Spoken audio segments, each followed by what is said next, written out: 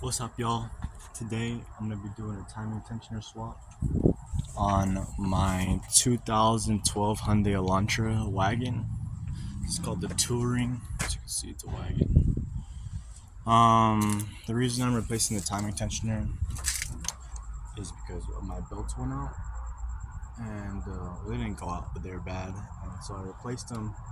But the person that had done the replacement prior to me had stripped the timing tensioner threads on the engine block. And so now the timing tensioner's right here.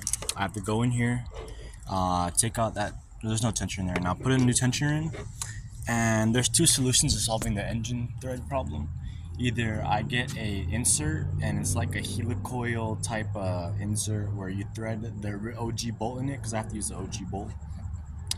And you thread the OG bolt into that, and then what you want to do is you want to drill out some of your engine block material and then rethread it to fit that insert. I'll put a picture on the screen so it'll help you guys learn a little bit better. But that's what you'd want to do, but I'm on a budget right now, and so what I'm going to do is I'm going to shove a whole bunch of JB weld in there. I have some of that two-step JB weld that's good for up to like almost 600 degrees, and so I'm going to go ahead and use that, fix the problem, and then once I have the cash, I'm going to get that insert machined, because I have not been able to find that insert, and so I'm going to have to get that custom machined. So I'm going to do this. It should work, and I have no doubt about it that it will solve the problem.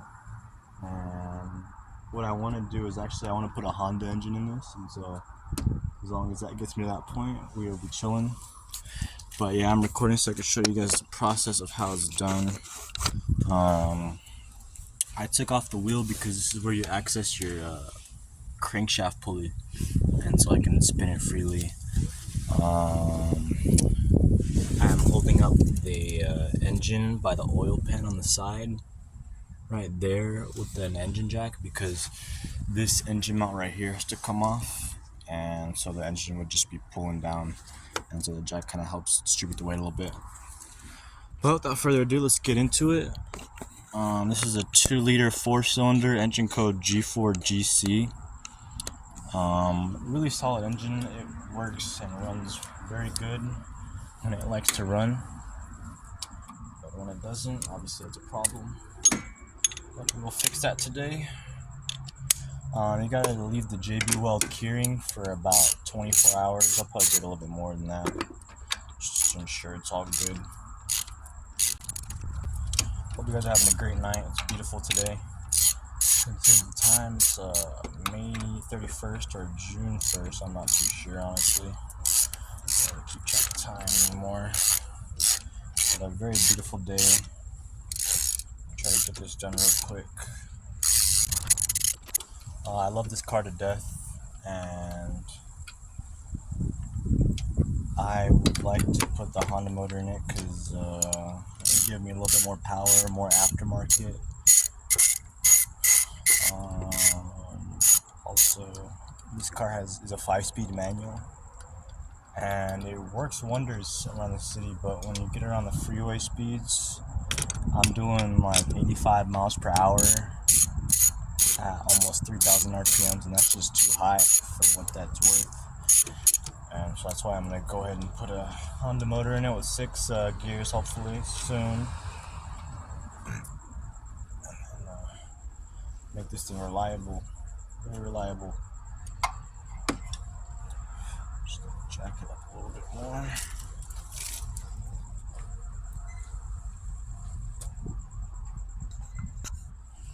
Alright, jacked up a little bit more. Now I can move this freely. When working on cars, you never want to force shit.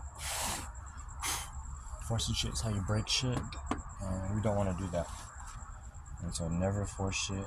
10mm bolts for this guy, and then this guy is probably like a 12, 13. And so I'm gonna go ahead and get this cover off, and we'll be back with that. Alright, now that's off, we have access to our camshaft pulley, and this one is the exhaust stroke, or the exhaust valve camshaft. The other is double overhead cam. The intake cam is run off of the camshaft cam through a gear and chain sit up on this side, and so that's pretty neat. But there is where the timing tensioner goes, and as you can see, it's pretty damn fucking beat up. And I mean, tried, no avail getting that shit out. So I'm just gonna go ahead and put some JB Weld. This is the JB Weld I'm using today.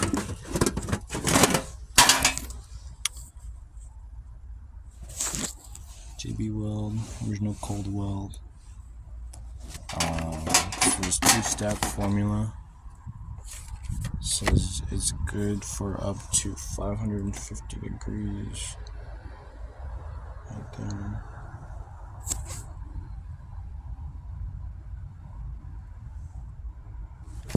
That's what we're gonna go ahead and put in there. And so obviously when doing this, you want to make sure your timing is properly set. And to do that on this one, there is this little red ridge right here.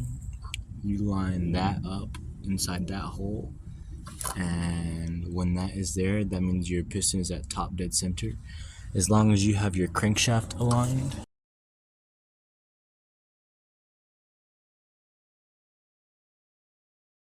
And this is your timing mark for your crankshaft here. So this one right here, I'll point an arrow to it. That's the one that you want to be timing it to, and there's your little mark somewhere here. Anyway, so this is not where it should be, and so what I'm going to do is I'm going to try to move them both to the best of my ability, because obviously the tension, there's not a lot of tension on here because the timing tensioner is not on there. And to make sure I do this properly, I'm going to remove the head and then watch the camshaft, and to make sure that I am in between the intake and exhaust stroke on the exhaust side, and that way I will know I'm at top dead center on cylinder 1, which will be this piston right here. And then I can go ahead and put the tensioner on, put the glue in, tensioner, and call it a day. And so let's go ahead and do that now. For the valve cover, this is like a little deflector, 2 10mm bolts, and then you have 10mm bolts all around for the valve cover, and there's one right here, don't forget about it, easy to forget about. Yeah. Let's make it disappear. Alright, got all the valve cover bolts out. This back right here is a little hard to get out, and so what I did was I had taken just the 10mm and then I stuck the screwdriver in like that and got it out like that. And so now the last step to do is to take off these spark plug coils, and to do that you just kind of, there's like a little thing right here, you just kind of pop it up like that, jiggle it, move it around a little bit.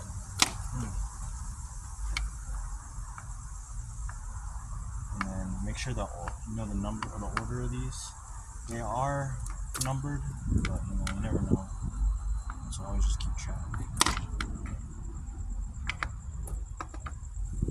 Just moving her out to the side a little bit.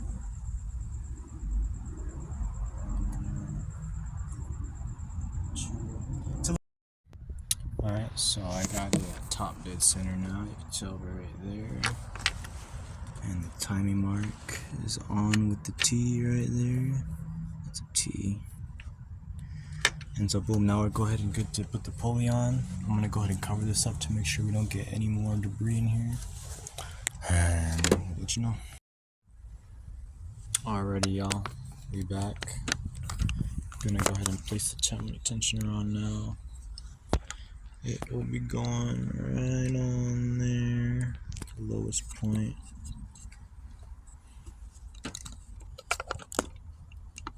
There we go.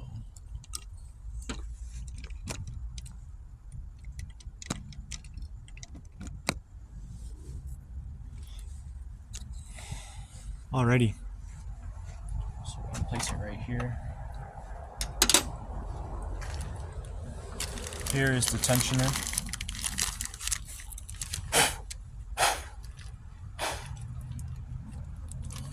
My average spring-loaded timing tensioner. It's got this grenade type styles pin that you're supposed to put in here. And then what you want to do is you want to tighten it on down, and then you use this to get it tight too. And then when it's just about tight and you're about to snug it up, you pull this pin out and then this thing will like start to align it, and then you just want to tighten this, and you want to hold this down and like kind of put a little bit pressure on that side while tightening it until this arrow right here is right in front of here, and you want it to be right in the middle of there. That's how you know it's great. And why I can't upgrade bolt size is because this bolt is a direct fit through here, and on the other side it's even like it's really tight, and so like this is the only bolt that'll fit. Here's a engine code for that. There's another here's the bearing code for the bearing O-ring. Get all the codes for you just in case you need it. This is a Korean one. I just got this from a junkyard, to be honest. Spins good. And so let's get it going. So right now I'm gonna make sure we have a clean surface to work with here.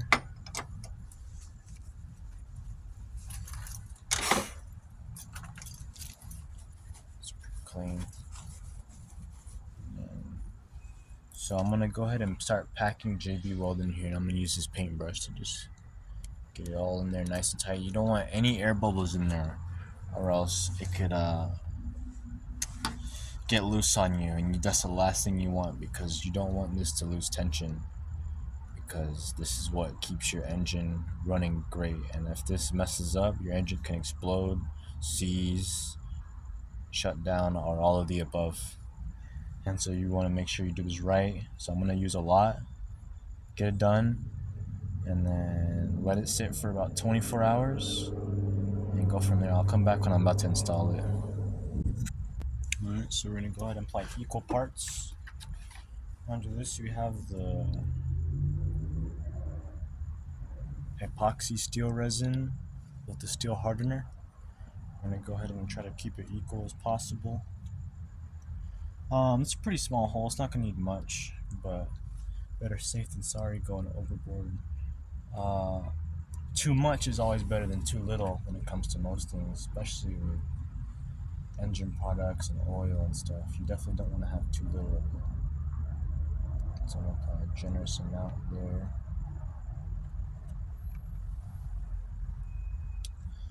Put that right back on.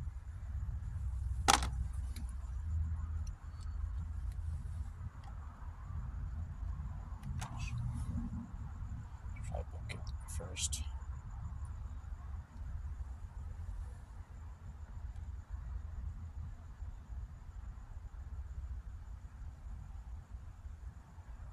It's about equal.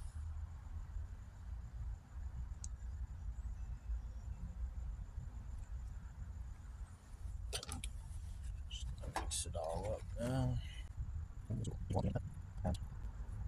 I can't guarantee this method for you just because there's always the uncertainty of it not working. But I trust myself and my ability to get done what I need to get done properly. And so let's get it.